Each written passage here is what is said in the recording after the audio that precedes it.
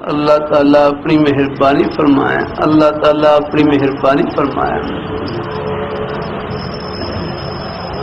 پھر نیک مجالس میں اٹھنے بیٹھنے سے یہ تقوی کی کیفیات پختہ ہو جاتی ہے، یاد رہیں۔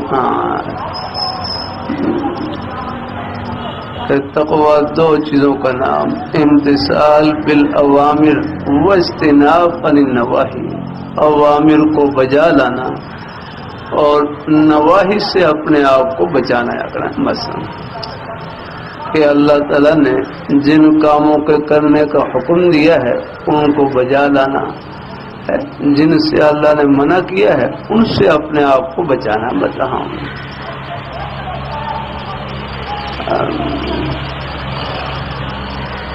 اللہ تعالیٰ اپنی مہربانی فرمایا ہے۔ اب معمورات میں جن کاموں کے کرنے کا حکم دیا ہے بہت سی باتیں تو سب کو ہی معلوم ہے۔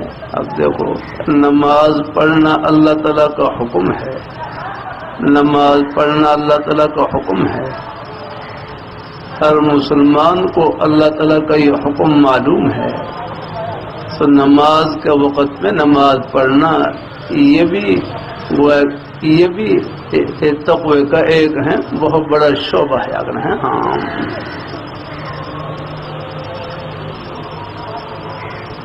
اللہ تعالیٰ پھر نماز کی اللہ نے خاصیت رکھی ہے، ان الصلاۃ تنہی عن الفحشاء والمنکر، بے شک نماز بے حیائی سے اور ناشائستہ باتوں سے، بری باتوں سے روکتی ہے، یاد رہیں۔